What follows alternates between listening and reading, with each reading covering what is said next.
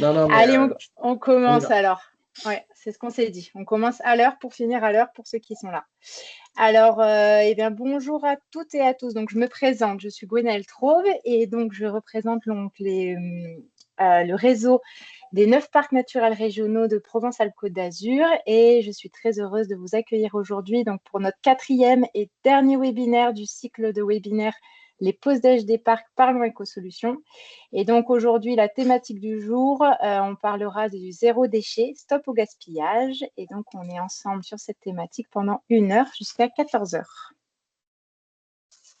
Quelques petites règles du jeu pour que le webinaire se passe bien, se passe dans de bonnes conditions. Donc, on vous remercie de garder la caméra allumée tant que possible pour plus de convivialité. Donc, c'est voilà, plus sympa de parler à de vrais visages qu'à des écrans noirs. Merci également de couper votre micro pour éviter les nuisances sonores. Vous pouvez poser vos questions donc, via le chat. Il y aura une session de questions-réponses qui sera prévue à la fin du webinaire. Et le webinaire donc, est enregistré pour le replay. Donc, vous pourrez revisionner le replay qui sera sur notre site internet. Je peux passer. Alors, un petit mot d'introduction donc, sur les actions du réseau. Donc, puisque ce webinaire est organisé par le projet Tourisme durable du réseau des 9 parcs naturels régionaux de la région Sud, et il est financé donc par la région Provence-Alpes-Côte d'Azur. Et l'objectif de ce projet, l'un des objectifs de ce projet est de qualifier l'offre touristique via la marque Valeurs Parc Naturel Régional, qui est la marque des parcs naturels régionaux. Et donc, dans ce cadre, nous accompagnons les entreprises dans leur montée en compétences et dans leur démarche de transition. Depuis quelques années, on a également ouvert nos actions pour accompagner les autres professionnels du tourisme de la région Sud qui sont engagés donc, dans une démarche éco-responsable, qu'ils soient dans un parc ou hors parc. Donc dans le cadre de cette démarche d'accompagnement, on a créé le parcours Éco-Solutions, donc vous présentera plus en détail Stéphane. Donc là, vous avez le lien juste en bas avec la vignette de présentation. Donc ce parcours, c'est vraiment un centre de ressources avec des vidéos, des fiches pratiques et des témoignages de professionnels du tourisme. Et il a pour objectif de vous accompagner dans votre démarche de transition. Donc voilà, n'hésitez pas à aller cliquer sur le lien. Ce webinaire, il s'appuie donc notre webinaire, il s'appuie sur ce parcours Éco-Solutions et nos invités ont témoigné dans ce parcours. Donc, vous pourrez les retrouver dans ce parcours.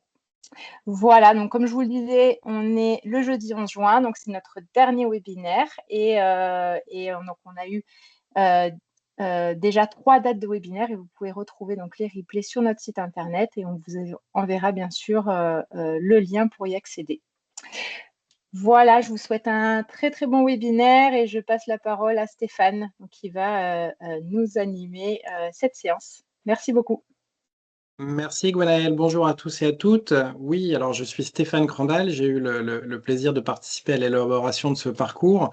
Le parcours Éco-Solutions que je vous propose de découvrir avec une petite visite rapide, une visite guidée. Mais d'abord, je vous rappelle l'URL, si vous devez taper dans votre moteur de recherche préféré quelque chose, c'est écosolutions-pnrsud.fr et je vous propose sans attendre d'y aller. Donc, ce parcours, on l'a imaginé comme une expérience immersive où trouver des sources d'inspiration pour accélérer votre transition vers un tourisme à impact positif.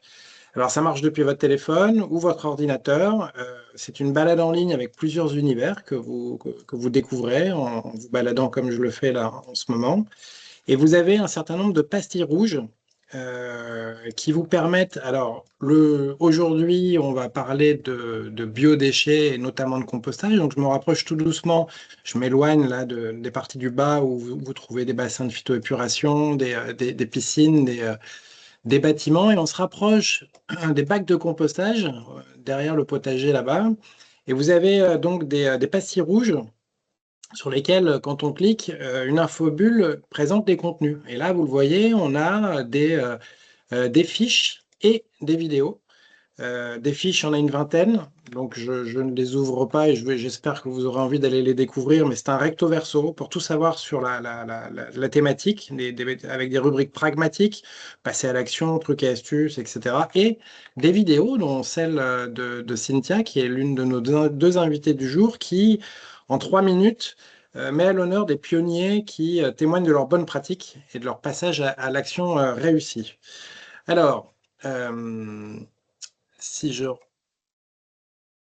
si je reviens en arrière et que je, voilà, et que je reviens là pour présenter nos nos deux invités, j'y arrive. Voilà, les voici. Alors, en attendant que vous ayez la curiosité d'aller cliquer sur tous les contenus, donc ces fiches et ces vidéos qui sont sur le parcours Écosolutions, pour parler zéro déchet et anti-gaspi aujourd'hui, nous avons deux invités, deux super-héroïnes et un super-héros aussi de l'écotourisme.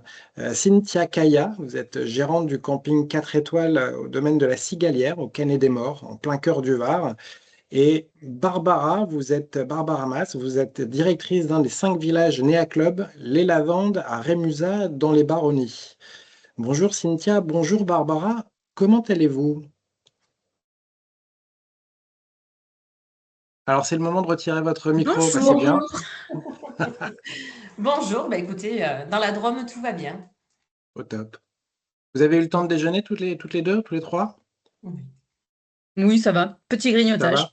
Ok, donc vous êtes en état de participer à fond. Alors, je vais vous demander en fait comment vous êtes devenues des super-héroïnes de l'anti-gaspi et du zéro déchet, mais avant, je voulais poser une première question aux participants, leur demander, parce que j'en suis certain, ils ne nous ont pas attendus pour passer à l'action, ce que vous avez fait, vous, pour réduire vos déchets et lutter contre le gaspillage. Alors, vous pouvez le faire dans le fil de discussion et un petit peu plus tard, peut-être, Gwenaëlle, si tu es d'accord, tu nous diras s'il y a eu des choses intéressantes qui pourraient faire réagir nos invités. Alors, pourquoi est-ce que on parle de tout ça? Eh bien, quelques chiffres peut-être pour commencer. D'abord, de quoi on parle? On va parler des biodéchets. Et de quoi s'agit-il? On va entendre par biodéchets les déchets verts et les déchets alimentaires. C'est la définition de biodéchets.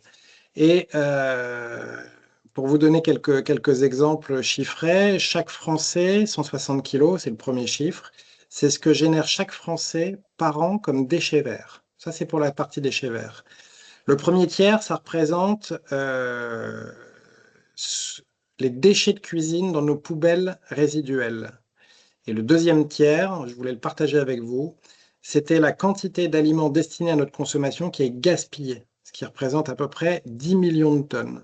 Donc, je vous l'ai mis en chiffres et ici en lettres pour bien marquer un petit peu ce que représente en fait en matière d'enjeu notre webinaire du jour, à savoir comment agir en amont pour moins gaspiller et valoriser ce qui peut être valorisé au niveau de nos biodéchets. Alors, on va commencer avec vous, Barbara. Donc, vous êtes gérante du camping, pardon. Vous êtes directrice d'un hôtel Les Lavandes dans les Baronnies. Et comme tout le monde, vous produisez des déchets, mais grâce à votre super pouvoir, quand j'y repensais un petit peu, je me suis dit que vous avez réussi à mettre Microsoft Office, vos Mercurial et vos équipes en cuisine en ordre de marche pour lutter contre le gaspillage. Alors vous, comment vous le décririez, votre super pouvoir? En fait, on a mis des choses en place d'un point de vue déjà effectivement de tableur à la base. On portionne tous nos menus en sortant nos effectifs. Donc nos effectifs, c'est le nombre de repas qu'il y a le matin, le midi, le soir, avec une projection, sachant qu'on a deux types de restauration. On a la restauration donc en buffet et après les pique-niques que l'on fait également sous forme de buffet. Ça nous permet de voir effectivement déjà pour combien de personnes il faut qu'on produise et pas produire de façon excessive.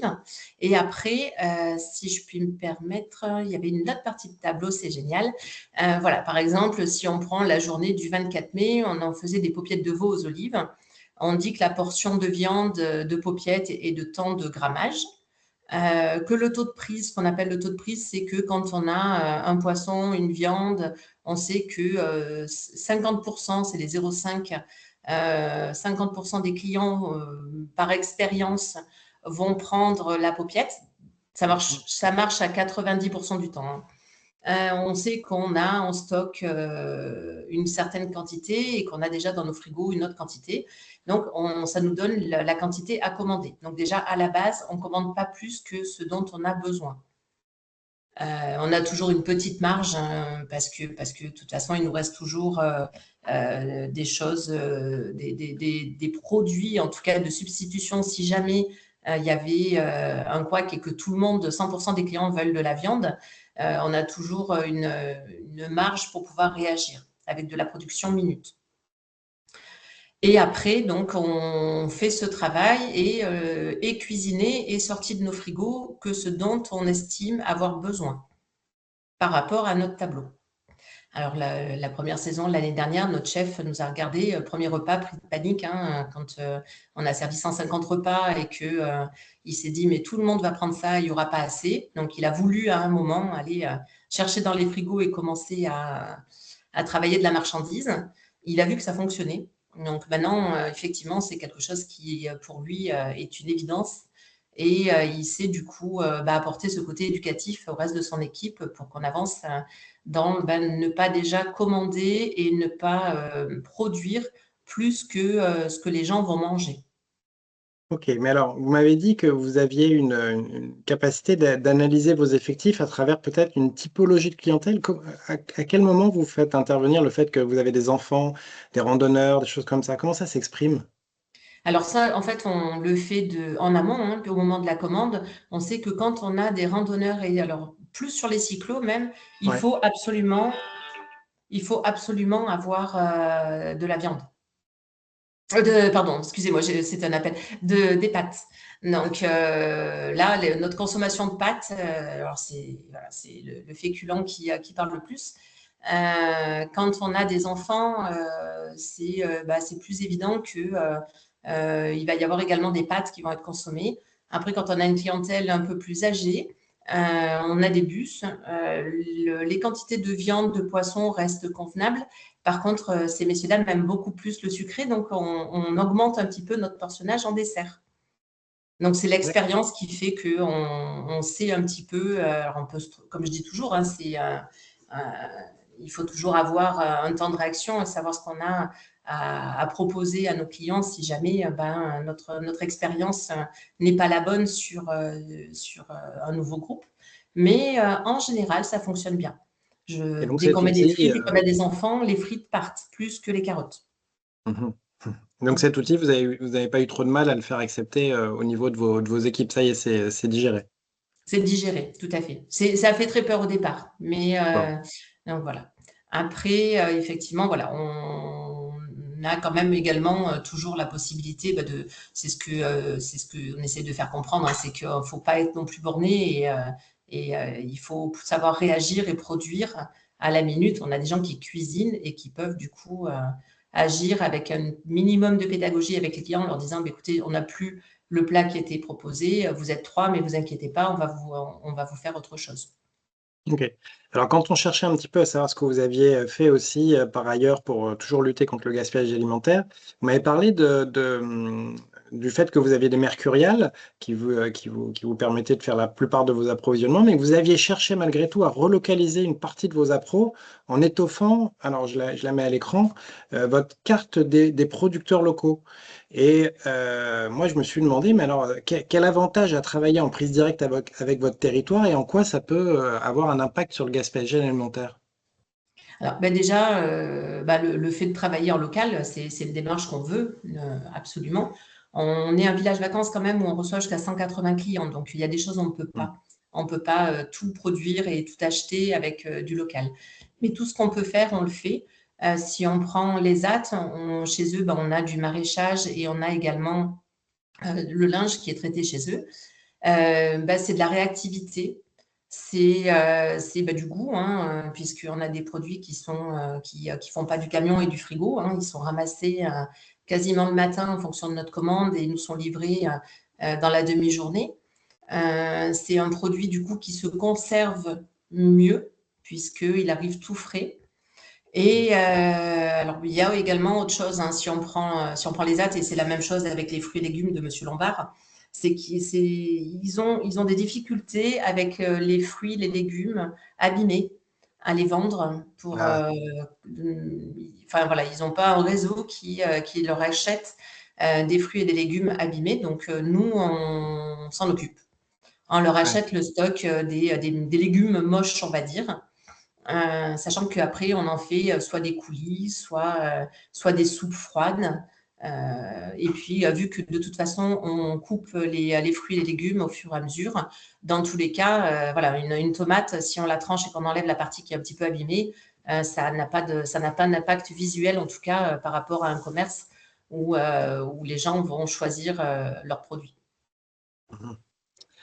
Ok, donc là, vous vouliez partager avec nous d'autres coups de cœur, des gens qui travaillent avec vous et qui vous permettent d'être connectés avec votre territoire. Donc là, il y a Solarome, c'est Notre Chloé? petite Chloé, donc, qui est au village avec Louis, ce sont un petit couple de jeunes qui se sont montés, qui ont monté une distillerie et qui nous fournissent surtout du sirop de lavande, puisqu'on essaye de mettre en avant les produits de notre région.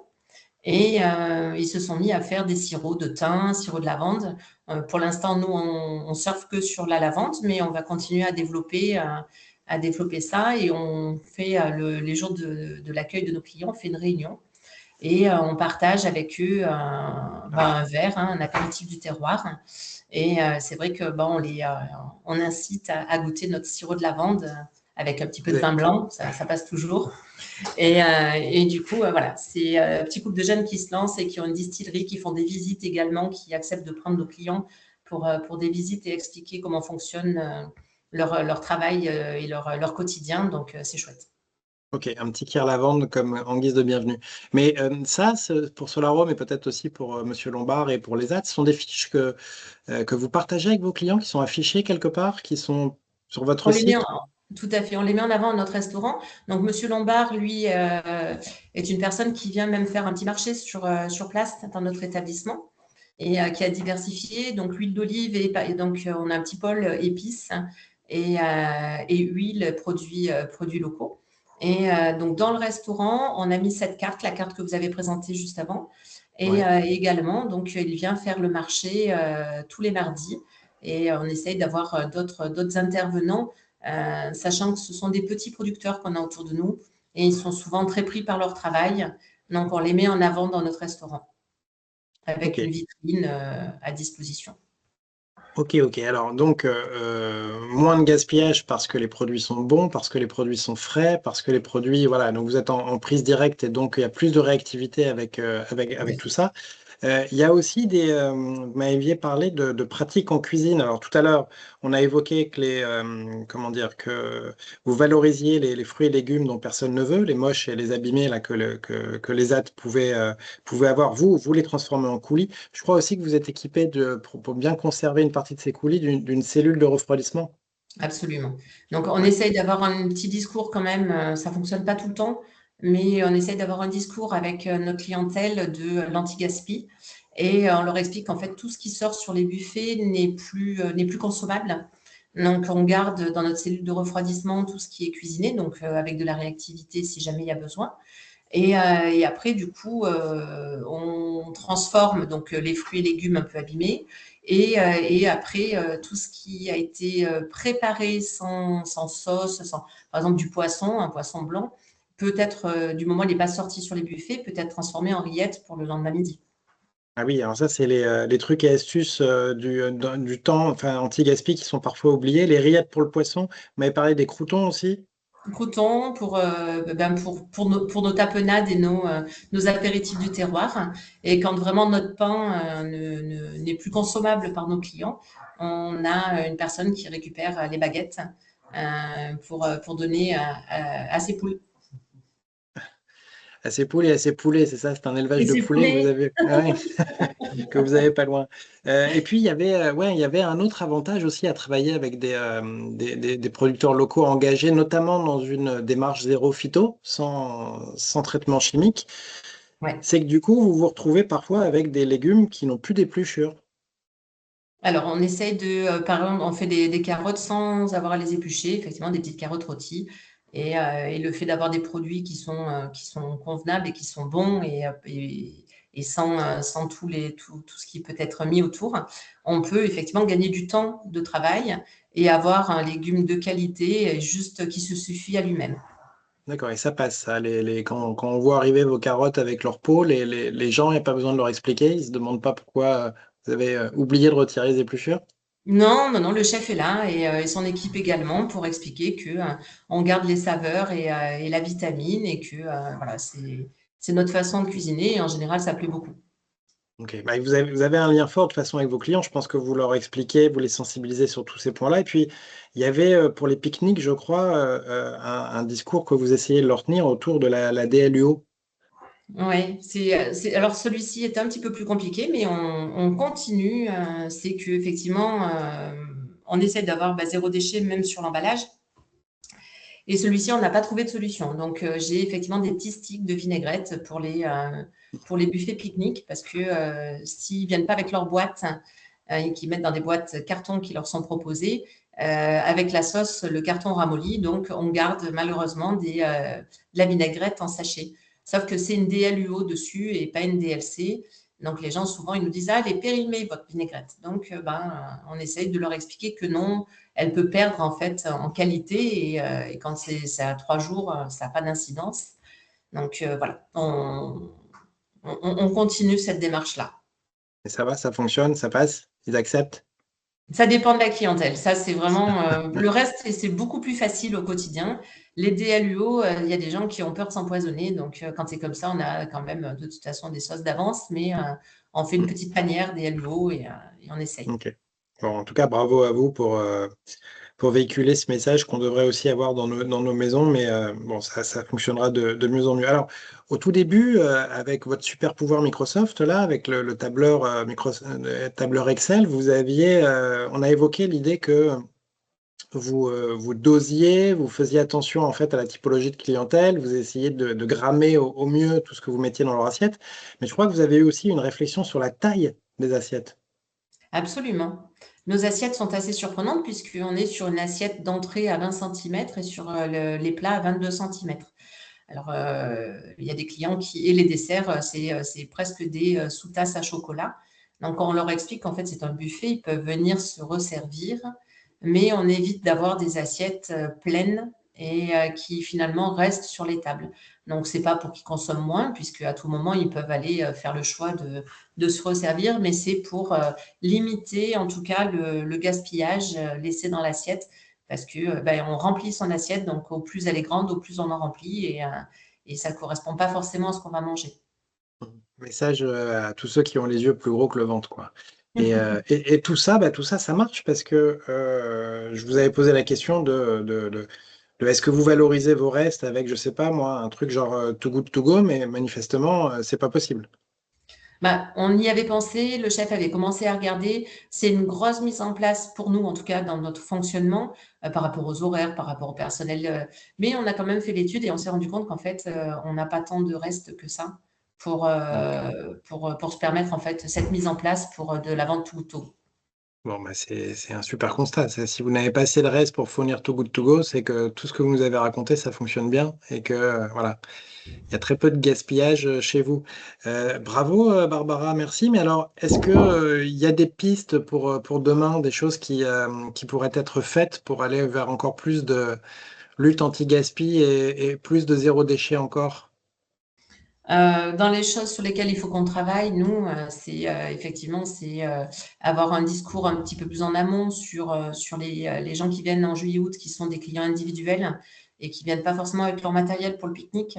Donc, on est Ouais. en train de voir comment on peut faire parce que du coup, on a quand même du carton, du dégradable, mais ça reste du jetable pour permettre aux personnes de se servir, en tout cas, leur pique-nique. Et Et, donc, et puis après, on veut quand même se rendre un peu plus compte. On est en train de mettre en place les pesées et on voulait faire un compost. Alors, avec nos déchets verts, hein. Pour l'instant, on n'est pas sur le reste des déchets, mais on n'a pas réussi à le mettre en place.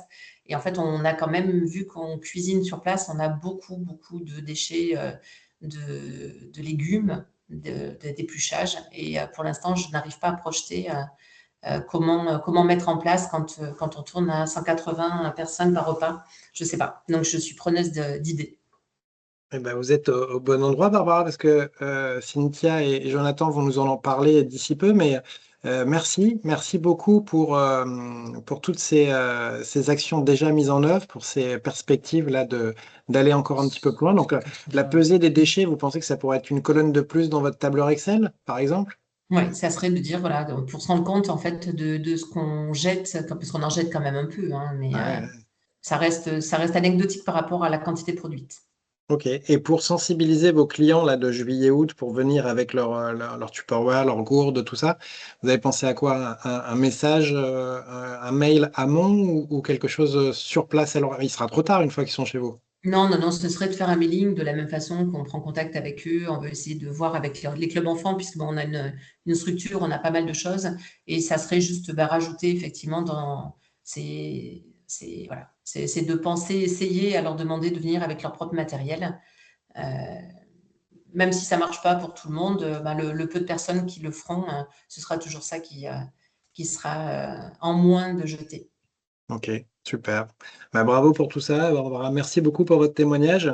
Merci. Gwenaël, avant d'enchaîner sur Cynthia et Jonathan, est-ce qu'il y a eu des choses dans le fil de discussion que tu veux partager avec nous? Non, on n'a pas eu de remarques ni de Ok. questions.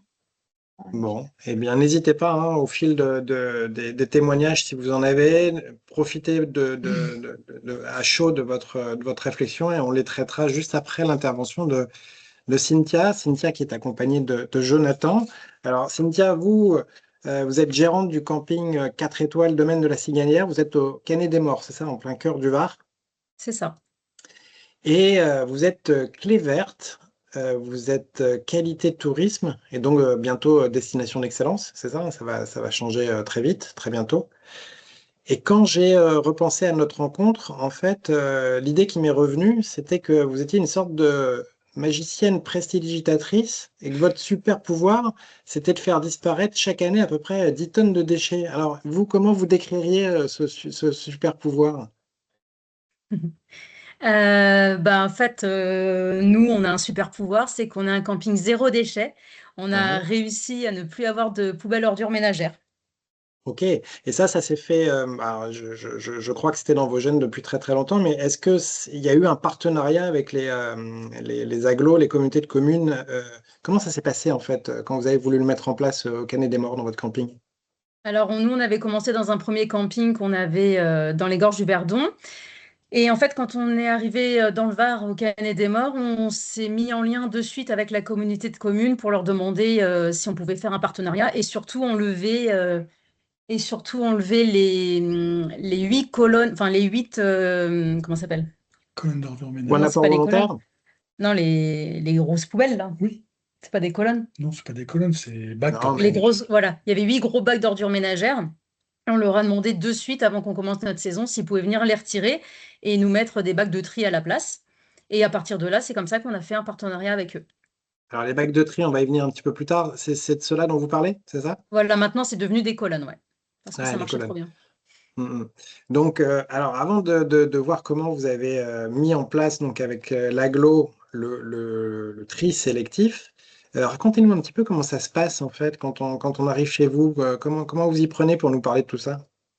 Alors en fait, quand on a les clients qui arrivent, on leur présente leur location, etc. Et on leur explique de suite qu'on a un camping zéro déchet et que c'est quelque chose qui nous tient à cœur et qu'on compte sur eux pour nous aider à trier.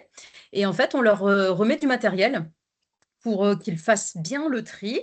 Parce qu'il faut vraiment leur faciliter la tâche. Du coup, on leur explique simplement qu'ils mettent tout ce qui est reste de repas, épluchures de légumes, tout ce qui est nourriture dans le compost. Donc, et on leur donne un bac de tri.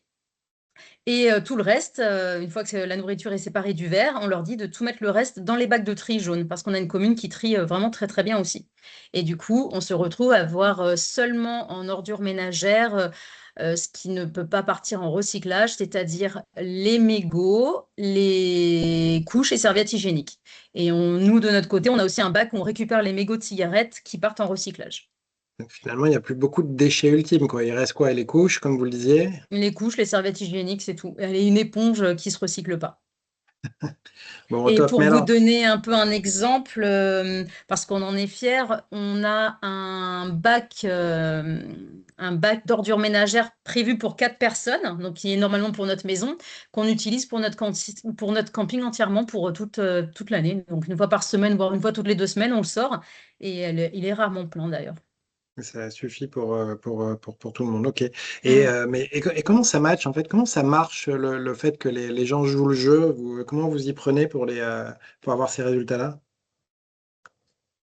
Alors, bah, déjà, avec un bon accueil, en leur expliquant que ça Ouais. nous tient à cœur, etc., pour eux, ça coule de source. Et puis, dans le camping, comme là, vous êtes en train de montrer, on a des affiches tout le long des terrains de boules, d'ailleurs, où on leur explique comment ça marche, le tri, le recyclage, etc. On fait des petites animations tout au long de la saison où bah, on en profite pour poser des petites questions comme ça, comment ça se passe le tri, etc. Et du coup, tout le monde joue le jeu, c'est sympa comme tout et on a généralement pas trop de problèmes. OK, alors moi j'ai deux questions. La première, c'est elle est superbe, votre affiche là. C'est vous seul qui, le long des boulodromes, avez fait imprimer ce truc-là C'est grâce à la communauté de communes. C'est Cœur du Var et- qui nous a mis tout ça en place, ouais. d'accord. Et ça s'est fait dans quel sens? C'est eux qui sont venus vous le proposer ou ça a été un Non, c'est échange nous. ou... On était avec déjà dans notre ancien camping avec un partenariat et on leur a dit que ça nous tenait vraiment à cœur et qu'on voulait pas continuer dans une autre ville sans faire ça. Et en fait, on leur a simplement montré tout ce qu'on pouvait, tout ce qu'on avait avant et ils ont, Transmettre. voilà, tout ce qu'on pouvait transmettre et ils nous ont créé des affiches. L'année d'après, Vous on était avez, en place, quoi. vous avez fait grandir votre règlo, vous lui avez fait gagner du temps, c'est ça? Oui, bah maintenant on est leur camping pilote, donc c'est chouette. Bah, vous êtes récompensé. Et Mm. tout ça, c'était avant les obligations de la loi AGEC, hein, la loi anti-gaspillage et Ah oui, nous, économie ça fait circulaire. 20 ans qu'on fait le compost. Ouais. Donc quand vous êtes arrivé au Canet des Morts, finalement, vous étiez en avance sur l'agglo avec ces nouvelles réglementations. Ouais, exactement. Et puis après, la commune, elle était déjà, elle aussi, en avance avant ces réglementations, parce qu'elle le fait de son côté depuis très longtemps aussi au niveau dans toute la ville, ouais. Ok. Alors, l'autre question que je me posais, c'était, vous avez évoqué tout à l'heure des petits quiz, des petits jeux avec les clients. Euh, Vous les avez fait vous-même, ces petits jeux? On intègre ça dans les animations. Dis-le, je Non, t'en c'est qu'en prie. fait, on fait des animations où il y a des coups. Ah, vous avez coupé le micro, Cynthia. Ah, pardon, allez-y. Ah, elle me dit de parler, puis du Non, coup, elle non, je sais coupe pas le coupé. micro. Euh, Ah, tu touches. Quand on fait des animations, on a un apéro quiz, par exemple, où c'est de la culture Ouais. générale, il y a plein de questions, et on arrive toujours à placer une ou deux choses sur le tri des déchets, sur le compost aussi. Donc on intègre de temps en temps, on laisse encore un petit peu infuser ces choses-là, Ok, sans leur, d'accord. sans leur prendre trop la tête non plus. On va pas parler que de ça, mais hop, de temps en temps, on intègre une question qui va parler Oui, de la façon de trier, quoi. dans nos apéros quiz du lundi soir, on a toujours le début de série de questions avec deux, trois questions sur le tri, parce que voilà, il faut que ça nous correspond et c'est ce qu'on veut faire ressortir quand les gens ils vont rentrer chez eux, quoi. Ouais, ouais. Alors moi, je me demandais si vous aviez fait intervenir une association environnementale ou naturaliste, Non, mais non, vous avez fait les petites pas questions besoin. Nous, sur votre... ouais, on est déjà à fond dedans, on n'a besoin de personne pour ça. Ouais, pas besoin de brigade spéciale pour Non, sensibiliser, vous non, le faites on en de, est de une, A on à les Z. sensibilise toute la journée, nous.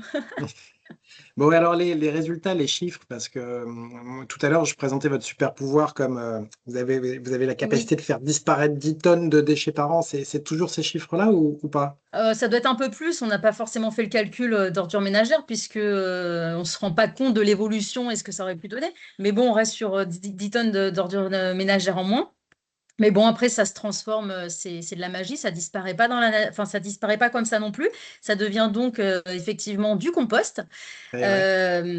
Ce compost que bah, Jonathan trie, travaille, fait maturer, c'est ça qu'on dit, fait maturer. Mhm. Après, ce compost, on peut en profiter déjà pour tout notre camping, nos plantations, etc.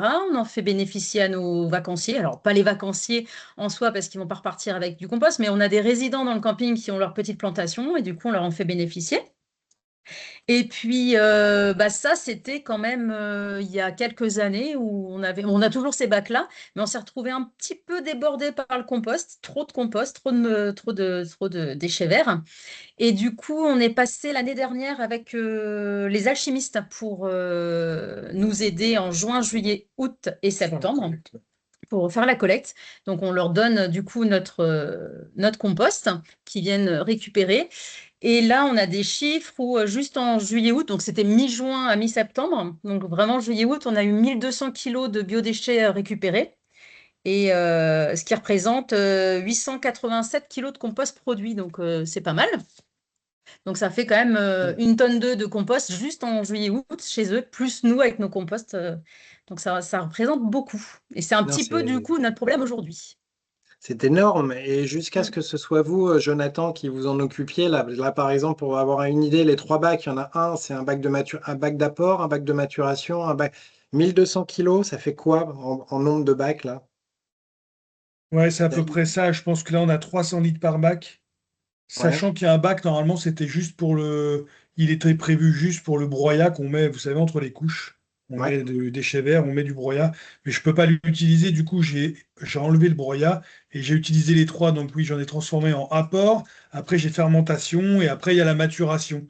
Sachant que là, du coup, j'ai tellement de compost, en fait, enfin, de matière à donner, surtout avec le snack. Et puis, quand les gens jouent le jeu, c'est magnifique, mais du coup, ça progresse vite. Mm. Que du coup, je suis obligé d'aller. Avant d'appeler les alchimistes, j'avais fait un trou dans le camping, là, un gros trou de la valeur de 2 bacs à compost, comme ça, donc les 900 litres, quoi. Et j'allais mettre toute ma fermentation. Ça, c'est moins drôle, ça. Quand vous êtes obligé d'aller déplacer un Mm. bac qui est en train de fermenter, ça fume partout.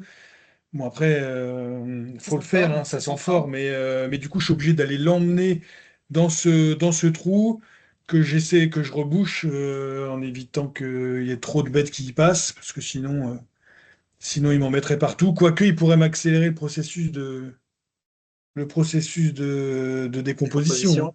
Ouais, Mais du coup, oui, je me retrouve à essayer d'en vider au moins un pour finir la maturation. Souvent, elle se fait pas dans un des bacs. J'ai pas le ok. temps. On a parlé des volumes, mais est-ce qu'ils sont bons élèves finalement quand ils passent entre les mains de Cynthia à l'accueil? Est-ce qu'au final, il y a beaucoup d'erreurs de tri autour des biodéchets? Ça arrive, moi je pense qu'il y a des gens qui vous Encore? disent oui, oui à l'accueil, et au final, ça m'est arrivé de retrouver des ordures ménagères. Voilà, c'est parce qu'on a un champion, hein. Celui-là, il a tout mis dans le même sac, hein. Il y a même le Mm. verre, donc on a un récalcitrant. Ça peut arriver, mais c'est rare. En général, on a quand même Mm, mm. beaucoup de monde autour de nous. Et puis l'année dernière, j'ai un champion, je ne sais pas ce qui s'est mélangé à cause des pubs de Nespresso, comme quoi il compostait, mais j'ai eu une session dans le compost où j'ai retrouvé que des capsules d'aluminium de Nespresso qui se Ah, compostaient pas. il les avait gardés toute l'année pour vous, quoi. Il a Ouais. mis Ouais. avec, c'est Ah, ça? j'ai une Strat, c'est Nespresso en alu. Après, c'était un énorme travail pour faire comprendre tout ça à nos vacanciers, même les nouveaux, parce que quand on a commencé, on s'est retrouvé, alors c'est pas joli, joli, mais on s'est retrouvé, et surtout Jonathan, les pieds dans les poubelles, à ressortir les poubelles, à trier, à regérer, parce qu'au début, les gens, ils comprenaient pas forcément, et on a vraiment. Ouais, maintenant c'est bon, et on a vraiment travaillé sur ça avec des documents. Je faisais signer des papiers comme quoi fallait qu'ils trient. On a tout essayé. On est passé par jusqu'à arriver au fait où on leur donne carrément des sacs pour trier en direct. Et puis bon, maintenant, enfin, le temps a fait aussi que c'est rentré dans les mœurs maintenant, quoi. Maintenant, Ouais. il n'y a plus de soucis. Vous y étiez vraiment pionnier, quoi. Ouais, c'était pas Vous êtes- facile, mais on a Mm. réussi. Alors, vous l'avez évoqué plusieurs fois, là, le prestataire avec qui vous avez contractualisé.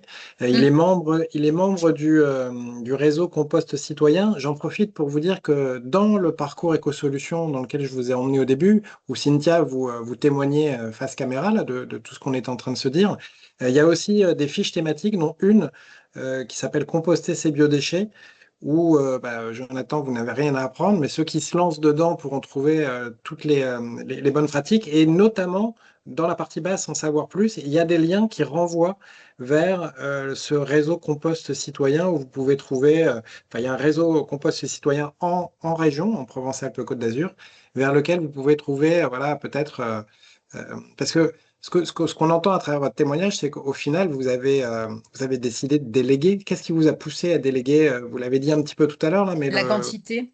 c'est la La quantité réellement? quantité, ouais, la quantité qui permet. On aurait dû, si on n'aurait pas délégué, les trois composts, enfin les trois bacs qu'on voit, il aurait Faire fallu que des faire bacs fois 3. d'apport. Ouais, il aurait fallu faire ça fois 3. Puis un travail monstre, embaucher quelqu'un, parce qu'à un moment, on n'est que deux à travailler dans notre entreprise. Embaucher quelqu'un pour faire ce que Jonathan faisait au début, plus, puis trop, il y a vraiment trop de quantité. Mais Attends, je finis juste un truc et après tu dis, enfin, vraiment tellement de quantité que j'étais obligée de passer par un prestataire externe. Et aujourd'hui, j'ai même demandé à la communauté s'ils ne pouvaient pas faire quelque chose aussi pour nous, parce que on a joué le jeu en disant, OK, nous, plus d'ordures ménagères, mais on a tellement de plus d'ordures ménagères qu'on a trop de compost. Donc, c'était notre recherche aussi avec la communauté de communes aujourd'hui, quoi. C'est votre. Ouais, si je vous demande justement, comment dire, demain, comment ça pourrait évoluer, on imaginait tout ce que vous apportez de positif en termes de déchets évités, tout ce que vous apportez de positif en sensibilisant le client, mais ce que vous attendez aussi, c'est peut-être un petit coup de main, quoi. C'est ça de votre. J'aimerais Ou de bien, la ouais, rec- parce ce que serait- en mettre. c'était leur volonté qu'on soit un camping pilote, mais on a été un peu trop pilote, enfin un peu trop, on a bien fait, du moins tous les vacanciers font vraiment le tri, donc ouais, maintenant j'aimerais bien qu'il y ait un retour de leur part aussi, ça pourrait être sympa. Bon, vous savez quoi? Comme on a enregistré ce webinaire, vous avez qu'à leur envoyer. Ça sera une Voilà. petite piqûre de rappel, un message en douceur. Mais Vous pourrez faire ça. ils y pensent quand même. Super. Merci beaucoup à tous les deux pour ce témoignage et pour tous ces retours. Gwenaëlle, toujours pas de questions? Alors, on a Elisabeth Blanc de la Maison Maniérel qui nous a écrit un long message pour nous expliquer ses bonnes pratiques. Alors, Elisabeth, je ne sais pas si vous voulez prendre la parole pour les expliquer de vive voix. Comme ça, ce sera peut-être plus pertinent. Oui, Bonjour. en fait, bonjour à tous et toutes. Nous sommes une petite maison, hein, donc on n'est pas du tout dans les volumes qui viennent d'être présentés. Mais c'est vrai que, ne serait-ce que pour nos petits déjeuners du matin, on a mis en place juste des bonnes pratiques qui ont du bon sens. C'est le vrac, c'est pas il n'y a pas de buffet en libre service, donc en fait, je gère à la demande. Les yaourts, les pâtisseries, les salades de fruits sont faits chaque jour, donc c'est du fait maison, il n'y a pas d'emballage. Nous compostons bien évidemment nos déchets verts, ça c'est évident, et on sensibilise nos hôtes à le faire, ceux qui occupent notamment les gîtes. Et pour les gîtes, effectivement, nous avons mis en place des poubelles double bac, nous avons mis également des poubelles à compost. Bon, ça rentre petit à petit. On fournit les sacs jaunes, on explique, on met les petites affichettes qui vont bien parce qu'effectivement, le tri dans chaque commune, il peut être différent. Donc là, nous sommes sur le territoire du bureau Mont-de-Vaucluse et donc il existe tout un tas d'affichettes et de recommandations qui sont bien faites et que j'ai simplement affichées au niveau des poubelles et dans les livrets d'accueil. Voilà. Alors après, ça n'empêche qu'il reste encore beaucoup de sensibilisation à faire, mais il existe aussi des petits stickers qui sont très parlants, qui ont été réalisés par VPA, qui viennent là aussi sensibiliser, par exemple, à l'utilisation de l'eau du robinet pour remplir les gourdes, supprimer au maximum les bouteilles plastiques. Et ces petits stickers, effectivement, j'ai pu les mettre sur tous les points d'eau. Nous fournissons des bouteilles en verre que nous remplissons pour les hôtes des chambres de manière à ce que ce soit facile pour eux. On les stocke dans un petit mini frigo à disposition. C'est de l'eau fraîche tout le temps, donc on voit quand même ça rentre. Ils vont chercher cette eau, ils remplissent leur gourde, donc ça commence à rentrer. Très Mais bien. en Juste une fonction de petite question, certaines, Elisabeth. en fonction de certaines nationalités, on observe quand même des comportements très hétérogènes vis-à-vis de ce tri des déchets. Et D'accord. malheureusement, eh bien, en fin de séjour, il y a des fois où on récupère énormément de déchets. Voilà. Ok. J'ai une petite question, Mais Elisabeth. Merci pour votre témoignage. Vous l'avez dit en creux, mais comment ça s'est passé du coup avec votre collectivité? Ils vous ont fourni de la documentation? Est-ce qu'ils vous ont fourni aussi les contenants? alors, non, les contenants, non, ça c'est de l'achat personnel. Bon, après, je sais pas, notre maison porte la marque Valeur Parc, donc on est quand même dans une démarche depuis plusieurs années et on investit au fur et à mesure. Mais par contre, la communication, oui, elle a été fournie par LMV et puis le Bureau de Vaucluse, la communauté d'agglo, et aussi par notre office de tourisme qui sensibilise les pros du tourisme sur ces aspects-là. Donc, il y a une matière que l'on peut effectivement utiliser facilement en termes de communication. Donc ça, il ne faut pas s'en priver.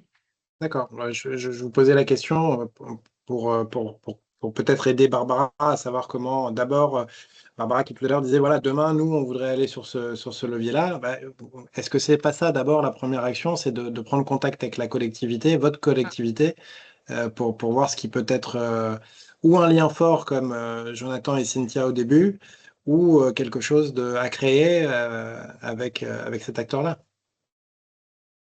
C'est peut-être une piste. Merci beaucoup, Elisabeth. Est-ce que vous avez une question finalement, en plus de votre témoignage, à poser pour aller un petit peu plus loin, pour vous aider à nos deux invités, à nos trois invités, On a... Ah, pardon, allez. avant de Non, donner la mais parole à quelqu'un d'autre? oui, oui, parce qu'il faut que tout le monde puisse s'exprimer. Non, moi, il me reste, je dirais, certaines questions sur comment convaincre encore plus, et notamment nos hôtes étrangers. Et ça, c'est pas très, très simple. J'avoue que c'est pas très simple. Je n'ai pas trouvé. Pourtant, les petits déjeuners sont des moments privilégiés où on discute justement parce que ils voient bien quand même tous les efforts que nous faisons. Mais de là à faire en sorte qu'ils passent à l'action, c'est pas tout à fait évident. Donc, j'ai encore des questions là-dessus, oui. En attendant, peut-être qu'un des meilleurs arguments que vous ayez pour qu'ils passent à l'action, c'est quand ils vous voient arriver avec la yaourtière et que c'est Eh oui, des yaourts faits maison. Et tout le monde comprend ah voilà, oui, que c'est meilleur, moins de déchets et des bons produits. Merci beaucoup, Elisabeth. rien, Gwenaëlle, merci à vous. Il y avait une question donc, pour Barbara sur les contenants réutilisables pour les touristes de juillet et août 2026. Qui est-ce qui les lavera en fait? Donc c'est vous Alors, qui... on met à disposition, parce qu'on a pas mal de groupes quand même de randonneurs qui viennent avec leur propre matériel, et on a une buanderie avec tout ce qu'il faut pour laver leurs contenants à disposition 24 heures sur 24, avec des bacs de lavage, du liquide vaisselle, des éponges. Donc, tout est à disposition des clients. D'accord, donc ce seront les clients qui laveront leur propre contenant. C'est ce qui se passe Enfin, déjà avec la plupart des groupes de randonneurs, qu'on n'a pas effectivement communiqué et avancé sur les personnes qui viennent en juillet-août en vacances. Le client qui n'a pas forcément dans la démarche d'aller faire un pique-nique au départ. d'accord. Et est-ce que vous prévoyez de vendre pour ceux qui ont oublié? Alors, je prévoyais déjà pour les salariés, parce qu'on a des salariés qui, du coup, font ce genre de choses. Alors après, à la vente, je ne sais pas si ça fonctionnerait. Je pensais à une caution et à mettre en prêt. Mais on est en train de voir déjà par rapport au logiciel, parce que j'ai pas de possibilité avec ma machine carte bleue de retenir des cautions. Et après, avoir un chèque ou du liquide de client, c'est toujours un petit peu embêtant. En tout cas, notre système informatique ne le fait pas pour l'instant. Donc, voilà, c'était sinon d'avoir du matériel en prêt sous caution. Hmm. Alors, je vous invite à regarder la vidéo du gîte du Kera qui a eu une idée collective à l'échelle de tous les gîtes du Tour du Kera autour justement d'une réflexion pour le pique-nique zéro déchet. Où je vous laisse aller découvrir quelle option ils ont choisi, mais effectivement, c'est pas la consigne. Et ils sont assez satisfaits du résultat. Dès la deuxième ou la troisième année, en fait, Le pli était pris. Les gens. Alors voilà, ça c'est une petite vidéo à aller découvrir sur le parcours. Je vous laisse la trouver, mais elle est pas loin ou de la poubelle ou de la cuisine. Vous verrez, c'est dans ce coin-là. C'est entre les Très deux. bien. Eh ben, je regarderai ça, merci. Gwenaëlle, une autre question peut-être, une dernière? Alors, pas une question, mais une remarque donc, de Caroline Legge du réseau Compost et Citoyen. Donc voilà, qui nous dit au sein du réseau Compost Citoyen, nous avons la possibilité de labelliser les sites de compostage qui fonctionnent bien en tant que site vitrine, label reconnu à l'échelle nationale. Donc ça c'est pour Alors, Cynthia et Jonathan alors. alors peut-être que Caroline peut peut-être nous en dire plus sur ce. En fait, Si vous voulez je vais prendre la poser la, parole. Oui, bonjour. bonjour Caroline, je vais poser la question à la place de Cynthia. Qu'est-ce qu'on y gagnerait à être labellisé par vous? Qu'est-ce que Oui, voilà. Eh ben, en fait, je vais apprendre à Cynthia quelque chose dont elle est peut-être pas encore au courant, mais la communauté de communes Cœur du Var a adhéré au réseau Compost Citoyen PACA cette année. Donc, c'est tout frais et justement, on a le projet de labelliser des sites sur son territoire et forcément le camping de la Cigalière dont j'avais déjà entendu parler est parmi les premiers prétendants. Donc voilà, on reviendra vers vous très sûrement et ce sera moi puisque moi je suis référente pour le Var, administratrice et référente du département varois pour le RCC, le réseau Compost Citoyen PACA. Et donc, ça fonctionne avec un audit pour s'assurer que le site répond à 9 critères obligatoires. Et puis, alors, qu'est-ce que vous y gagnez? Forcément l'image, quand même, puisque c'est une reconnaissance nationale. Aussi, l'engagement, quand même, voilà, c'est une reconnaissance au niveau de l'engagement de l'établissement. Parce qu'il faut savoir petite remarque, en fait, les communautés de communes ne sont pas du tout dans l'obligation d'accompagner les professionnels. Les professionnels sont tenus. Voilà, il faut savoir que les professionnels sont dans l'obligation eux-mêmes de mettre en place des solutions pour le tri des biodéchets qui est devenu obligatoire. Donc, c'est une chance, on va dire, quand les collectivités proposent la fourniture, l'accompagnement, mais à savoir que ce n'est pas du tout systématique. Et il y a des territoires qui ne sont pas du tout où ça ne se fait pas et il faut que les professionnels fassent eux-mêmes appel à des prestataires privés et achètent eux-mêmes la fourniture. Donc là, pour le coup, Cœur du Var, c'est vrai, accompagne et c'est une très bonne démarche. Après, c'est vrai que c'est aux professionnels de poursuivre dans cette démarche-là. Et nous, le réseau Compost Citoyen, on vient en support en fait des actions menées par les collectivités et les professionnels pour encourager ces pratiques et mettre en lumière justement des pratiques qui fonctionnent bien parce que j'ai trouvé votre témoignage très inspirant. C'est vrai que les campings, moi je suis maître composteur, donc c'est mon métier. J'accompagne, là, dans 2 minutes, j'ai un transfert de bac à faire. Mais voilà, c'est vraiment la difficulté dans les campings parce que c'est très saisonnier et c'est vrai que c'est difficile d'arriver à sensibiliser les usagers et je trouve que c'est vraiment très inspirant de vous entendre, une démarche qui réussit parce que vous êtes convaincus, je pense, vous-même. Et donc, il ne faut vraiment pas hésiter à mettre ça en avant. Voilà, parce que c'est encore très peu développé, il faut savoir, dans tout ce qui est établissement touristique, alors que l'obligation est quand même là. Voilà. Quand Donc, on vous dit, quand vous présente des pionniers, ce sont vraiment des pionniers, quoi. Ils étaient là. ouais, non, mais super. Et moi, ce que je trouve aussi inspirant quand on écoute le domaine de la cigalière, c'est la manière dont ils ont su nouer ce partenariat, même s'il n'y a pas d'obligation pour la collectivité. Je Oui, pense que oui, bien sûr. le succès initial, enfin le résultat d'aujourd'hui ne serait pas le même s'il n'y avait pas eu ce parcours main dans la main. On voit aussi ce que les collectivités ont à y gagner en volume de moins à traiter. Et même si c'est aux professionnels aujourd'hui qui choisissent l'obligation réglementaire, je pense que c'est gagnant-gagnant quand la collectivité travaille avec certains gros gisements comme par Ah oui, exemple le complètement. camping de la Cigalière.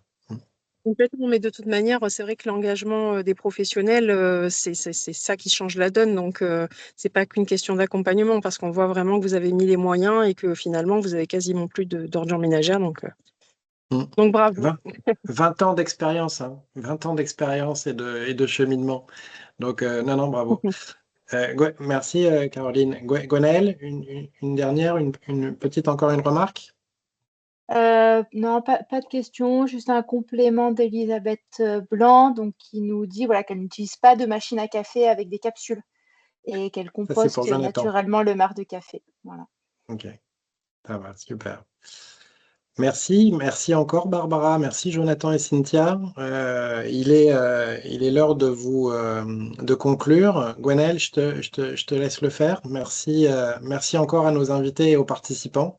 Et je vous dis pas à bientôt parce que c'était le dernier, mais Gwenaëlle va, j'imagine, le rappeler. Vous pouvez renvoyer ce webinaire enregistré à tous vos amis et à toutes vos collectivités si vous le souhaitez, quoi. Merci. Bonne continuation Oui. et merci encore. Eh ben, merci beaucoup et merci beaucoup Stéphane pour cette animation. Merci beaucoup à nos trois même intervenants pour vos partages d'expériences qui sont très, très enrichissantes. On clôture donc ce webinaire et cette série de 4 webinaires. Voilà, merci à tous les participants d'avoir été présents pour suivre ces webinaires avec nous. Comme le disait Stéphane, vous pourrez retrouver le replay sur notre site internet et également le support de présentation qui vous a été présenté.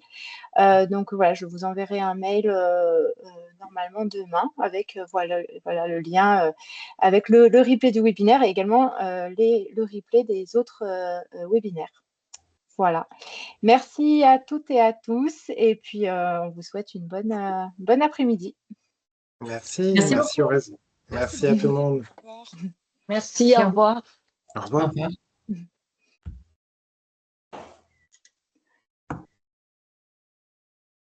Non,